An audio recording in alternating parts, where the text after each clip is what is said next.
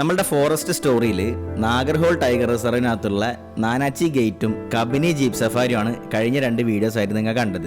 എന്നാൽ ഇന്ന് ബന്ദിപ്പൂർ ടൈഗർ റിസർവിനകത്ത് കൂടെ പോകുമ്പോൾ നമുക്ക് കിട്ടുന്ന ആ ഒരു ഫോറസ്റ്റ് വൈബ് എന്താണെന്നും എന്തൊക്കെ മൃഗങ്ങളെ സ്പോട്ട് ചെയ്യാമെന്നും മാത്രമല്ല ഈ കാടിനുള്ളിൽ കൂടെ നമ്മൾ സ്വന്തം വാഹനത്തിൽ തന്നെ പോയിട്ട് ഇവിടെ കാട്ടിനകത്ത് തന്നെ സ്റ്റേ ചെയ്യുന്ന ഗവൺമെന്റിന്റെ ഒരു ഫോറസ്റ്റ് കോട്ടേജിന്റെ വിശേഷങ്ങളും പിന്നെ അവിടെ നിന്ന് നമ്മളെ കൊണ്ടുവന്ന ജീപ്പ് സഫാരിയുടെ വിശേഷങ്ങളുമായിട്ടുള്ള ഒരു വ്ളോഗാണ് ഇന്ന് ഞാനിവിടെ പരിചയപ്പെടുത്തുന്നത്.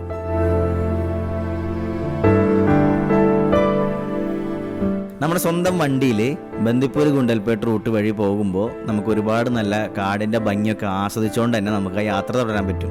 മാത്രമല്ല ഈ കാട്ടിൽ കൂടെ യാത്ര ചെയ്തിട്ട് വേണം നമ്മളിന്ന് സ്റ്റേ ചെയ്യാൻ പോകുന്ന ഹരിണി കോട്ടേജ് എന്ന് പറയുന്ന ആ ഒരു ഗവൺമെൻറ് നടത്തുന്ന ആ ഒരു ഫോറസ്റ്റ് കോട്ടേജിലേക്ക് എത്തിപ്പെടാൻ. കാട്ടിൽ കൂടെ യാത്ര ചെയ്യുമ്പോൾ നമ്മുടെ സ്വന്തം വാഹനത്തിൽ പോകുമ്പോൾ ആ ഗ്ലാസ്സൊക്കെ താഴ്ത്തിയിട്ട് ആ കാടിൻ്റെ ശബ്ദങ്ങൾ കേട്ടറിഞ്ഞുകൊണ്ട് പോകാൻ ശ്രമിക്കുകയാണെങ്കിൽ കുറച്ചും കൂടി നല്ല പീസ്ഫുൾ ആൻഡ് കാം അറ്റ്മോസ്ഫിയർ ആയിട്ടുള്ള കാടിനെ നമുക്കറിയാൻ പറ്റും. അതുകൊണ്ടാണ് കുറേ പേര് ബൈക്കിൽ കാട് കാണാൻ ഇറങ്ങുന്നത്. അപ്പോൾ അതിൻ്റെ ഒരു ഫീല് വേറെ തന്നെയാണ്. അപ്പോൾ കാറിലത് കിട്ടില്ലെങ്കിലും കൂടെ ഒരുവിധം കുഴപ്പമില്ലാത്ത രീതിയിൽ നമുക്ക് ഗ്ലാസ് താഴ്ത്തി പോവുകയാണെങ്കിൽ നല്ലൊരു എൻജോയ്മെൻ്റ് ആയിട്ട് നമുക്ക് ആ കാട് ആസ്വദിക്കാൻ പറ്റും.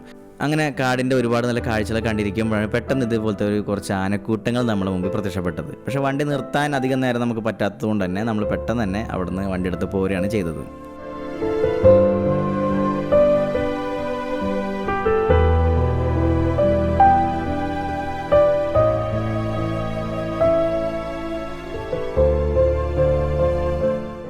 കുറച്ച് ദൂരം ആ കാട്ടിലൂടെ വന്നതിന് ശേഷം നമ്മൾ ഇതേപോലത്തെ ഒരു സ്ഥലത്തെത്തും. അപ്പോൾ ഇവിടെയാണ് നമ്മൾ സ്റ്റേ ചെയ്യേണ്ട സ്പോട്ട്. അപ്പോൾ ഇവിടുത്തെ റിസപ്ഷൻ കൗണ്ടറിലാണ് നമ്മൾ റിപ്പോർട്ട് ചെയ്യേണ്ടത്. അപ്പോൾ നമ്മൾ കേരളത്തിൽ നിന്ന് വരുമ്പോൾ ബന്ദിപ്പൂർ ടൈഗർ റിസർവിനകത്ത് കയറി അത് ഗൂഡല്ലൂർ വഴി വരാം.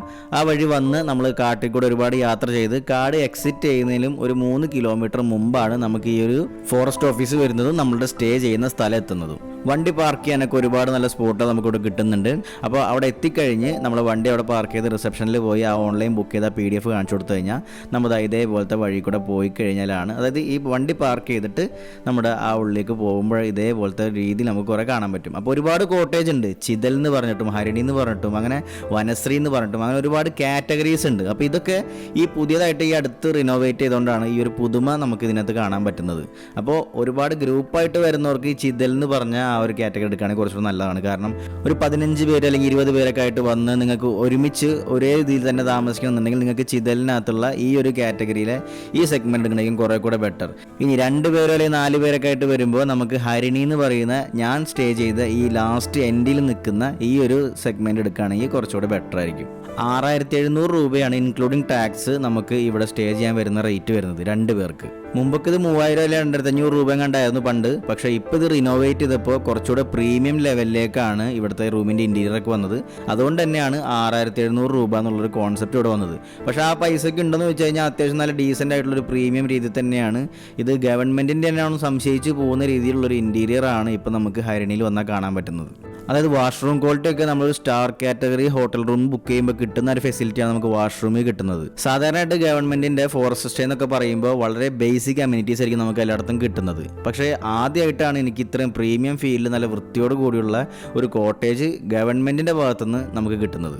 ഇവിടെ ഹരിണി കോട്ടേജിനും ചിതൽ എന്ന് പറഞ്ഞ കോട്ടേജിനും സെയിം റേറ്റ് തന്നെയാണ് വരുന്നത്. 2 പേർക്ക് ബുക്ക് ചെയ്യാൻ ഏകദേശം ഒരു 6700 രൂപ ആയിരിക്കും വരുന്നത്. ഇനി നിങ്ങൾക്ക് ഒരു ബഡ്ജറ്റ് ഫ്രണ്ട്ലി വേണമെന്നുണ്ടെങ്കിൽ ഇവിടെ വനശ്രീ എന്ന് പറഞ്ഞ മറ്റൊരു കാറ്റഗറി ഉണ്ട്. പക്ഷേ അതാകുമ്പോൾ ഇന്റീരിയറിൽ ഇത്ര നല്ല സ്പേഷ്യസ് ആയിട്ടുള്ള ഫെസിലിറ്റീസ് ആയിരിക്കില്ല.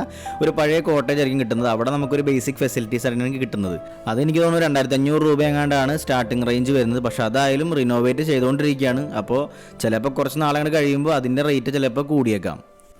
പക്ഷേ ഇവിടെ ഹരിണി ബുക്ക് ചെയ്യുമ്പോൾ നമുക്ക് കിട്ടുന്ന രീതി എന്ന് പറഞ്ഞാൽ ഇതേപോലത്തെ ഓപ്പൺ ആയിട്ട് കിടക്കുന്ന ആ ഒരു ഫോറസ്റ്റ് ആംബിയൻസും ആ ഒരു മൗണ്ടൈൻ വ്യൂയിലേക്കും പോകുന്ന ഒരു വ്യൂ ആണ് നമ്മുടെ കോട്ടേജിൻ്റെ മുമ്പിൽ തന്നെ നമുക്ക് കാണാൻ പറ്റുന്നത്. ഒരുപാട് മാനുകൾ നമ്മളുടെ കോട്ടേജിൻ്റെ മുമ്പിൽ നിൽക്കുന്ന ഒരു കാഴ്ചയൊക്കെ നമുക്ക് കാണാൻ പറ്റും. മാത്രമല്ല നമുക്ക് ലെപ്പേർഡിൻ്റെ സൈറ്റിങ്സ് ഒരുപാട് കിട്ടുന്ന ഒരു സ്പോട്ടും കൂടിയാണ് നമ്മളുടെ ഈ കോട്ടേജിൻ്റെ ഈ ഒരു പരിസരം. ഈ ലെപ്പേർഡ് മൃഗങ്ങളെ കൊന്നിട്ട് ഈ കാണുന്ന മരത്തിൻ്റെ മുകളിലെ ഈ ഒരു ചില്ലേമലാണ് ഭൂരിഭാഗം സമയം വെച്ച് അത് ഭക്ഷിക്കാറുള്ളത്. അപ്പോൾ നമുക്കതിനുള്ള ഭാഗ്യം ഉണ്ടായില്ല. പക്ഷേ പൊതുവെ പല വീഡിയോസിൽ നിങ്ങൾ നോക്കിയാൽ കാണാം ഈ ഒരു സൈറ്റിങ്സ് നമുക്ക് അവിടെ കാണാൻ പറ്റിയിട്ടുണ്ട്. അതുകൊണ്ട് തന്നെ ഒറ്റയ്ക്ക് ഇറങ്ങി ഈ ഭാഗത്ത് നടക്കാൻ പോക്കൊന്നും അത്ര വലിയ സേഫ് ആയിട്ടുള്ളൊരു കാര്യമൊന്നുമല്ല. അതുകൊണ്ട് ഒറ്റയ്ക്കുള്ള നടത്തവും കാര്യങ്ങളൊക്കെ ഇവിടെ വന്നാൽ നമ്മൾ ഒഴിവാക്കേണ്ടതാണ്. രാത്രി നമ്മൾ ഇതുവരെ ടോർച്ചടിച്ച് നോക്കുമ്പോൾ ഇതുപോലത്തെ മാൻകൂട്ടങ്ങളുടെ പ്രസൻസ് നമ്മളുടെ കോട്ടേജിൻ്റെ ബാക്കിലേക്ക് കാണാൻ പറ്റും. പിന്നെ നമ്മൾ സ്റ്റേ ചെയ്യുന്ന റേറ്റിനകത്ത് നമുക്ക് ഫുഡൊന്നും ഇൻക്ലൂഷൻ അല്ല. എക്സ്ട്രാ ഒരു 150 രൂപ കൊടുത്താൽ നമുക്ക് കിട്ടുന്ന ഭക്ഷണം ചപ്പാത്തി, ചോറ്, വെജിറ്റബിൾ കറി, അങ്ങനത്തെ കുറച്ച് ഐറ്റംസ് ആയിരിക്കും കിട്ടുന്നത്. ആ പൈസ ക്യാഷ് ആയിട്ടാണ് കൊടുക്കേണ്ടത്. അപ്പോൾ അതുകൊണ്ട് തന്നെ ഇവിടെ വരുമ്പോൾ GPay പോലുള്ള ഫെസിലിറ്റീസ് ഒന്നും ആരും ഡിപ്പെൻഡ് ചെയ്യരുത്.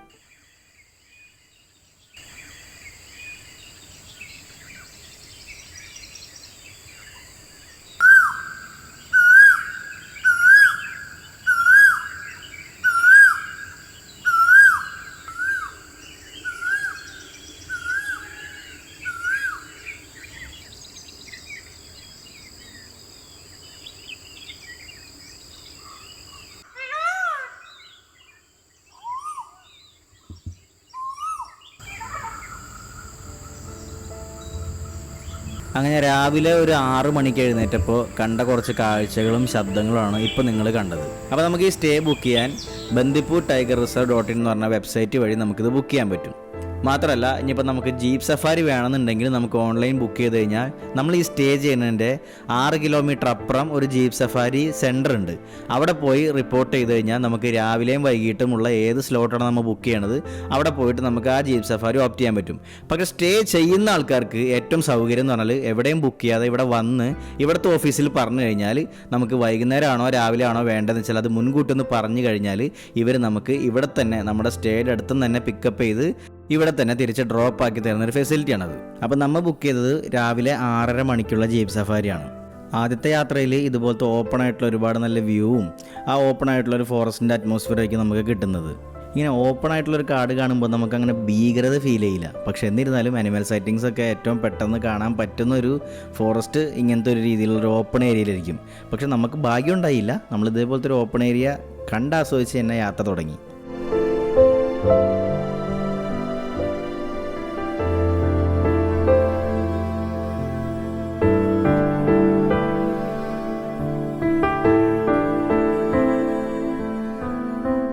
കുറച്ചാട് കഴിഞ്ഞപ്പോൾ ഇതുപോലത്തെ ഒരു മണ്ണിട്ട വഴി കൂടെ ഉള്ളിലേക്ക് കാട് കയറാൻ തുടങ്ങി. അതോടുകൂടെ ആ ഒരു ഓപ്പൺ വ്യൂ ഒക്കെ പതുക്കെ പോയി തുടങ്ങി. ഇതുപോലെ ചെറിയ ചെറിയ ചെടികളൊക്കെ വളർന്ന് നിൽക്കുന്ന ഒരു പച്ചപ്പ് നിറഞ്ഞൊരു കാടിൻ്റെ ഒരു അന്തരീക്ഷമാണ് പിന്നീട് അങ്ങോട്ടുണ്ടായത്.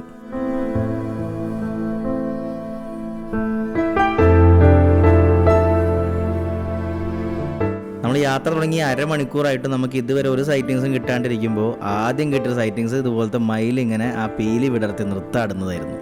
ശരിക്കും ഈ മയിലിന് ഒരുപാട് കഷ്ടപ്പാടുണ്ട്. ഇതുപോലെ കഷ്ടപ്പെട്ട് പീലി വിടർത്തി നിർത്താടുന്നത് പെൺമയിലിനെ ഇണയായി സ്വീകരിക്കാൻ വേണ്ടി അതിനെ ഇംപ്രസ് ചെയ്യിപ്പിക്കാനുള്ളൊരു പരിപാടിയാണ്. അതുകൊണ്ട് തന്നെ ആൺമയിൽ കാണാൻ ഭംഗിയാണെങ്കിലും ഒരുപാട് കഷ്ടപ്പെട്ടിട്ടാണ് ഇതൊരു ഇണയെ കണ്ടെത്തുന്നത്. അതുകൊണ്ട് തന്നെ നല്ല കഴിവുള്ള നല്ല ഭംഗിയുള്ള ആൺമയിലിനെ നോക്കി വളരെ സെലക്റ്റീവായിട്ടാണ് ഓരോ പെൺമയിലുകളും ഇവരുടെ ഇണയെ സ്വീകരിക്കുന്നത്. കുറച്ച് ദൂരം യാത്ര ചെയ്തപ്പോൾ നമ്മൾ ഡ്രൈവർക്ക് മറ്റൊരു ജീപ്പ് സഫാരി വന്ന ആ ഒരു ഡ്രൈവർ ഒരു ഇൻഫർമേഷൻ കൈമാറി. അതായത് ഇവിടെ എവിടെയോ ഒരു കടുവ ഇറങ്ങിയിട്ടുണ്ട്, അത് അലഞ്ഞു തിരിഞ്ഞ് നടക്കുന്നുണ്ടെന്ന്. അങ്ങനെ കടുവയെ തപ്പിയുള്ള ഒരു യാത്രയായിരുന്നു പിന്നീട് അങ്ങോട്ട്. ഈ പരിസരത്ത് കറങ്ങി നടക്കുന്നു എന്നാണ് അറിഞ്ഞത്. അതുകൊണ്ട് തന്നെ ഇതുപോലെ ഓപ്പണായി കിടക്കുന്ന എല്ലാ ഏരിയയും അരിച്ചു പറക്കി നോക്കിയെങ്കിലും നമുക്ക് കടുവനെ കാണാൻ പറ്റിയിരുന്നില്ല. പ്രതീക്ഷ കൈവിടാതെ തന്നെ ആ യാത്ര വീണ്ടും ഇങ്ങനെ തുടർന്നുകൊണ്ടിരുന്നു. ദൂരത്തേക്ക് പോകുന്തോറും ഇങ്ങനെ എല്ലാ സ്ഥലത്തേക്കും ഇങ്ങനെ ചുറ്റും അലർട്ടായി ഇങ്ങനെ നോക്കിക്കൊണ്ടിരിക്കുകയാണ്, എവിടെയെങ്കിലും നമുക്ക് സൈറ്റിങ്സ് കിട്ടുമോ എന്നുള്ള ഒരു പ്രതീക്ഷയോടെ തന്നെ. അങ്ങനെ കടുവയെ പ്രതീക്ഷിച്ച് യാത്ര തുടങ്ങി ഞങ്ങൾക്ക് കിട്ടിയത് ഇതേപോലത്തെ കുറച്ച് ആനക്കൂട്ടങ്ങളെയാണ്.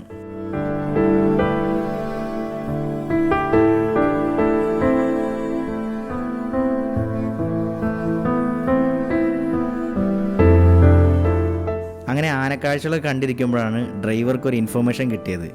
അതായത് നമ്മൾ നേരത്തെ തപ്പി നടന്ന കടുവയുടെ എക്സാക്റ്റ് ലൊക്കേഷൻ നമുക്ക് കിട്ടിയിട്ടുണ്ട്. അത് കേട്ട ഉടനെ ഡ്രൈവർ ഒറ്റ വിടലായിരുന്നു വണ്ടി. പിന്നെ 100-110 എന്നുള്ള രീതിയിൽ കാട്ടിനകത്ത് കൂടെ ഒരു ഗംഭീര പോക്ക് പോയപ്പോഴേക്കും ഇതാ കിടക്കണു ഇതേപോലെ ഒരുപാട് വണ്ടികൾ. അപ്പോൾ ഉറപ്പിച്ചു ഇവിടെ തന്നെ ആശാനുണ്ടെന്ന്. അങ്ങനെ നോക്കിയപ്പോഴേക്കും പിന്നെ കാണുന്ന കാഴ്ച ഇതായിരുന്നു. നമ്മൾ നിൽക്കുന്നിടത്തുനിന്ന് കുറച്ച് ദൂരത്താണ് അവിടെ കടുവനെ നമുക്ക് സ്പോട്ട് ചെയ്യാൻ പറ്റിയത്. പക്ഷെ എന്നിരുന്നാലും ക്യാമറയിൽ കൂടെ സൂം ചെയ്ത് അതിൻ്റെ മാക്സിമം സൂമിങ് ലെൻസിൻ്റെ കാപ്പബിലിറ്റി എടുത്തിട്ടുണ്ട് നമ്മൾ കണ്ടൊരു കാഴ്ച ഈ കാണുന്ന രൂപത്തിലാണ്. അതിൻ്റെ പൂർണ്ണ രൂപം മൊത്തം നടക്കണമെന്നും കാണാൻ പറ്റിയില്ലെങ്കിലും കൂടെ ആ ഒരു സൈറ്റിങ്സ് കണ്ടപ്പോൾ തന്നെ ഉണ്ടായ ഒരു എക്സൈറ്റ്മെൻറ്റ് ചെറുതല്ല. ഏകദേശം 1 മണിക്കൂറോളം ഞങ്ങൾ കാത്തിരുന്ന് ഈ കടുവ എഴുന്നേറ്റ് പോകുന്നതും ആ പോകുന്ന കുറച്ച് കാഴ്ചകൾ കിട്ടാനൊക്കെ വേണ്ടി. പക്ഷെ നമുക്കാകെ കിട്ടിയത് ഈ പിന്നാമ്പുറ കാഴ്ച മാത്രമായിരുന്നു. പിന്നീട് വെയിറ്റ് ചെയ്തെങ്കിലും കൂടെ ആശാൻ പുറത്തും വന്നില്ല, നമുക്കിട്ട് കാണാനും പറ്റിയില്ല. പക്ഷെ എന്നിരുന്നാലും ഭയങ്കര ഹാപ്പി ആയിട്ട് തന്നെ ആ യാത്ര വീണ്ടും തുടർന്നിരിക്കുമ്പോഴാണ് വരുന്നു കുറച്ച് ആനക്കൂട്ടങ്ങൾ നമ്മളെ മുമ്പിലേക്ക്.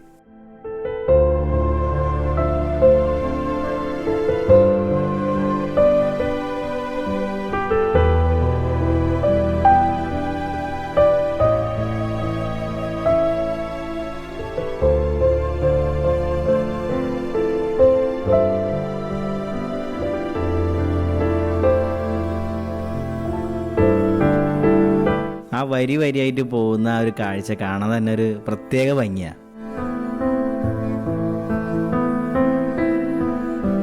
അങ്ങനെ എത്ര ശാന്തമായിട്ടാണ് ഇവരിങ്ങനെ നടന്നു പോകണതെന്ന് ഇങ്ങനെ കണ്ട് നിൽക്കുമ്പോഴാണ് ഒരു പ്രതീക്ഷയില്ലാണ്ട് ഒരു കാര്യമില്ലാണ്ട് ഈ ആശാത്തി ഒറ്റയടിക്ക് അങ്ങോട്ട് തിരിഞ്ഞിട്ട് നമ്മുടെ മുമ്പിലേക്ക് വെറുതെ ചാർജ് ചെയ്യാനൊക്കെ രീതിയിൽ പേടിപ്പിക്കാൻ നോക്കുന്നത്. പക്ഷേ കാര്യമൊന്നും ഉണ്ടായില്ല, അവിടെ തന്നെ ആൾ നിന്നു. അതുകൊണ്ട് തന്നെ നമ്മൾ വേറെ നീങ്ങൊന്നുമില്ല, നമ്മൾ വേറൊരു പ്രൊവോക്കേഷൻ അതിന് കൊടുക്കാതെ തന്നെ സൈലൻ്റായിട്ട് അവിടെ നിന്നു. പിന്നെ കാലുകൊണ്ട് എന്തൊക്കെയോ ഗോഷ്ടി കാണിച്ചുകൊണ്ട് പിന്നെ വീണ്ടും മൂപ്പര് തിരിഞ്ഞടക്കുകയാണ് ചെയ്തത്.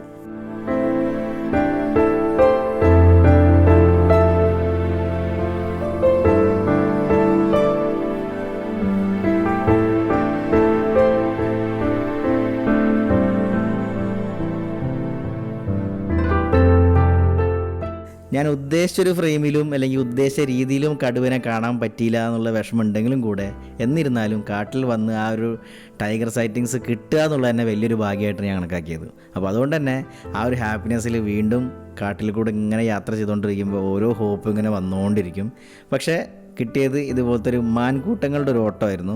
പക്ഷെ അത് കണ്ടപ്പോഴും ഒരു രസമായിട്ട് തോന്നി. ഇത് പിന്നെ സ്ഥിരം കണ്ട് നമുക്കൊരു എക്സൈറ്റ്മെൻറ്റ് തോന്നിക്കുന്നില്ല ഈ മാൻകൂട്ടങ്ങളുടെ കാഴ്ചകളൊന്നും. പക്ഷെ എന്നിരുന്നാലും പിന്നീട് അങ്ങോട്ട് സമയം വൈകി തുടങ്ങി. അപ്പോൾ നമുക്ക് കാട് എക്സിറ്റ് ചെയ്യേണ്ട ടൈമായി. എക്സിറ്റ് ചെയ്യുമ്പോൾ നമുക്ക് ഇതുപോലത്തെ ഒരു ഓപ്പൺ വ്യൂ ഒക്കെ ഉള്ള ഒരു രീതിയിലുള്ള സ്ഥലത്ത് കൂടെ തന്നെ നമുക്ക് എക്സിറ്റ് ചെയ്ത് പോകാൻ പറ്റും. അങ്ങനെ അവസാനം നമ്മൾ ആ സ്റ്റേ ചെയ്യുന്ന സ്ഥലത്തിൻ്റെ റിസപ്ഷൻ കൗണ്ടറിൻ്റെ മുമ്പിലേക്ക് ഈ ജീപ്പ് വന്ന് നിൽക്കും. അവിടെ നമ്മൾ ഇറങ്ങിക്കഴിഞ്ഞാൽ നമ്മളുടെ ജീപ്പ് സഫാരി കഴിഞ്ഞു. എന്നിട്ട് നമ്മളുടെ കോട്ടേജിൽ പോയി സാധനങ്ങളൊക്കെ പാക്ക് ചെയ്ത് കുളിയൊക്കെ പാസ്സാക്കി നമ്മൾ നേരെ 11 മണിയൊക്കെ ആയപ്പോഴേക്കും ചെക്കൗട്ട് ചെയ്തു.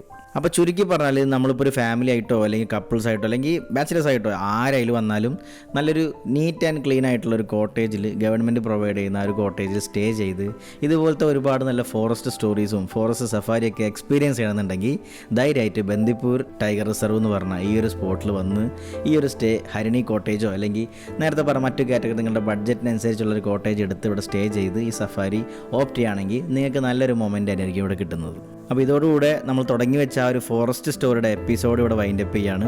ഈ ഒരു എപ്പിസോഡ് കഴിയുന്നതോടെ നമ്മുടെ ആ ഒരു ഫോറസ്റ്റ് സ്റ്റോറി അവസാനിക്കുകയാണ്. ഇനി അടുത്ത വിശേഷങ്ങൾ നമ്മുടെ മഹാരാഷ്ട്രയിലെ മാത്തരാൻ എന്ന് പറയുന്ന മറ്റൊരു ഹിൽ സ്റ്റേഷനിലെ ഒരുപാട് നല്ല കാഴ്ചകളായിട്ട് കാണുമ്പോഴേക്കും ഗുഡ് ബൈ.